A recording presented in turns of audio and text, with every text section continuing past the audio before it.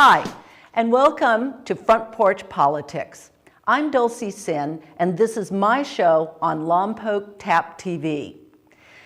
This is the third week of doing Front Porch Politics, and today I wanted to change the format just a little bit. I wanted to stand up and I wanted to talk to you, the audience, the voters, you, the citizens of the Lompoc Valley, and I wanted to talk about who I am, why I'm running, what the issues are, how I see us moving forward and improving our community here, and why I deserve and want your vote and your support in the upcoming elections. Anyone out there who has ever put themselves out to run for public office, they know how very difficult it can be and how you have to be so strong within yourself and what you know and what you believe in and what you believe that you can do.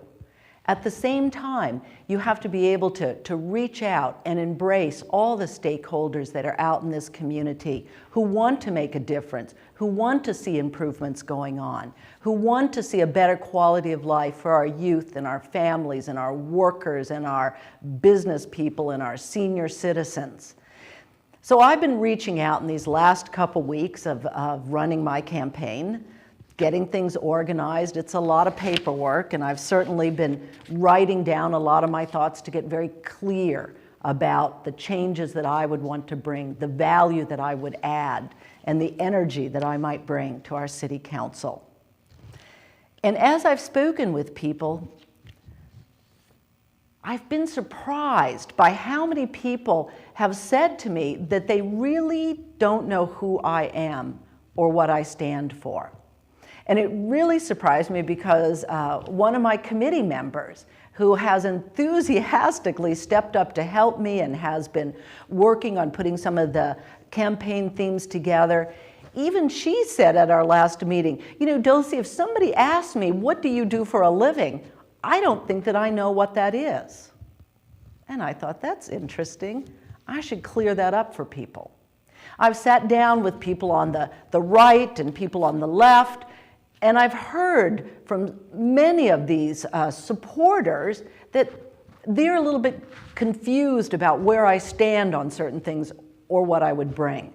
So today, I'm going to speak right to you, and I'm going to tell you who I am. And I'll start with that. I've lived in Lompoc now for over 22 years. I came here with my husband and my 2 children. And my husband and I are still here. My kids have grown up and graduated from Lompoc High School, have graduated from college, and both of them are working out of this area, but are working and are wonderful adult children to have in my life. I greatly enjoyed raising a family. I've loved being married to my husband, and raising the children together was one of the priorities that we had for our lives together. You know, I've given a lot of thought to raising children and what that does when you are a dedicated parent who wanted those children and provided everything that you possibly could within your means and resources and understanding of good parenting when you do that, and how important that is. And sometimes we only hear about parenting from a point of view of how negative it is, how much the kids cost, how hard it is during the twos and the tweens and the teenage years and getting them through their higher ed and getting them on and all this kind of stuff. But I want to tell you that raising kids for me has been an enriching activity to take part in. My children have brought people and animals, but mainly people home who have enriched my life with what they've brought into my home, the laughter, the seriousness, the thoughtfulness, the kindness that's there. And yes, they sometimes leave animals behind. For those of you who've met my dog, you know that that dog showed up after being rescued by my daughter from a Vons parking lot in San Luis Obispo, as a matter of fact. And that dog got left behind when she went off to college and is part of what I do on a daily basis is let dog in, let dog out, let dog in, let dog out. So I have a family and a rich family life here. I come from a large family. We grew up in the Midwest, and no one stayed in the Midwest from my side of the family, but scattered around the country. So I have family from the Cape Cod to the Northwest and the Seattle area down to Florida and several points in between. My husband's family is still in Indiana, and I love going back and visiting my in-laws. You know, so the family life is there, and that was always priority one for me after I got my education. For me, getting an education when I was young was my ticket out. I saw, and I grew up at a time when young women had their choices limited by what we were allowed to study in school, by what activities we were allowed to take part in, by how the community limited our activities and how we were, or where we were, or when we were, or why we were allowed to be certain places. For example, when I grew up, by the time you hit 7th and 8th grade, everybody had to take classes. The girls had to take home ec. The boys had to take drafting. You know, it occurred to me that I very much wanted to take drafting at that time and petitioned to be in that class. I thought that I had some ideas about what I wanted to create with my hands, and it was not allowed. You know, and when you're only in 7th grade and I think 12 years old, nobody listens to you too much. Well, nowadays, you know what? Girls take drafting classes, girls are involved in every part, and boys take cooking classes and learn how to run a home and take care of things. And that was the environment that I grew up with and always rebelled against just a little bit. I grew up, as I said, in a big family, so anything my brothers could do, I thought I should be allowed to do too. And my parents were encouraging. They believed in education for all of their children, and they supported me throughout my undergraduate years. And I've always been grateful that I had that opportunity to get that degree and to strike out on my own. Today, one of my big issues is supporting young people. And by that I mean supporting the schools that are here, supporting the community programs that help our youth, and supporting the policies that allow our children every opportunity to be healthy, to get the education that they want, and to pursue their dreams. And I have always tried to help in my own family and with the individual children that I came in contact with to mentor and to encourage and support in any way I can. And as a council member, I will look to mentor and counsel and support and set policies in any way that I can that will support our young people and their families here.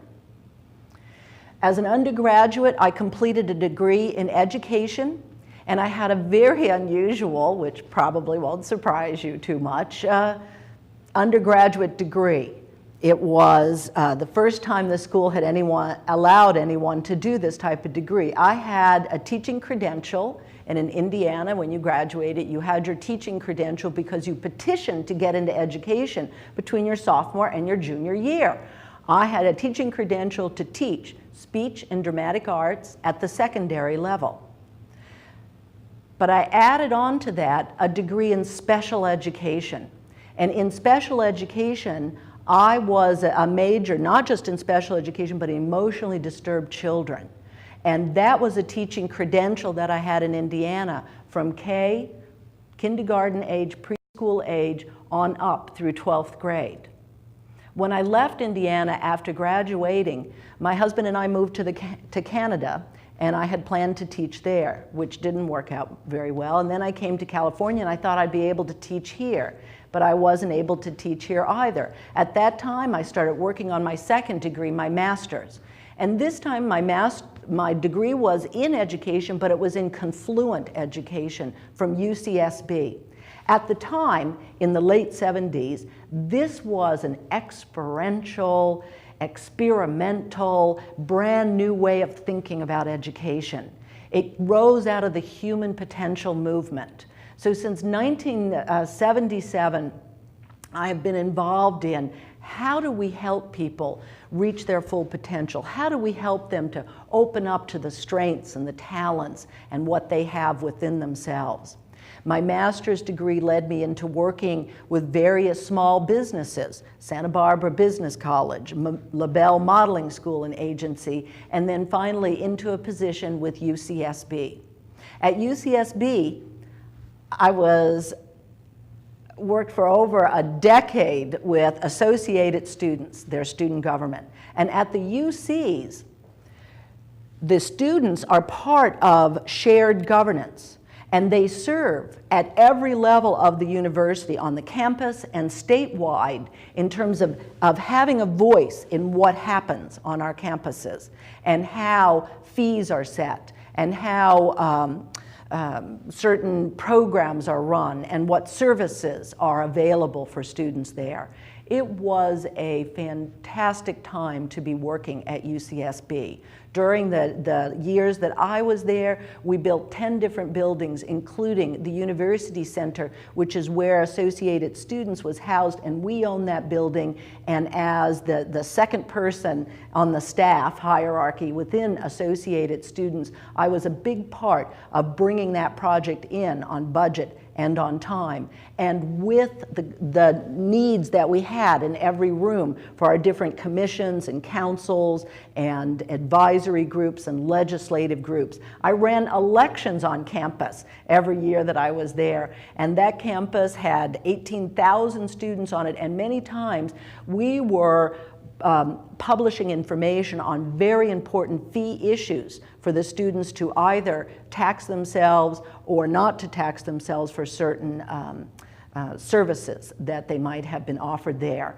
As well as every year we elected a brand new slate of presidents and vice presidents and secretaries and external VPs who would travel to Sacramento and lobby and represent the students, as well as legislative council members from different academic backgrounds and different parts of the campus.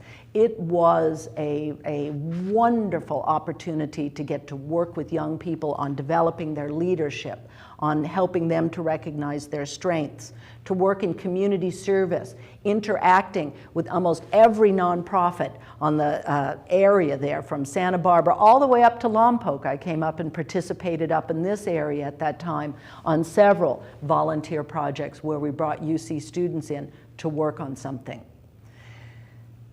I left UCSB back to family because of family.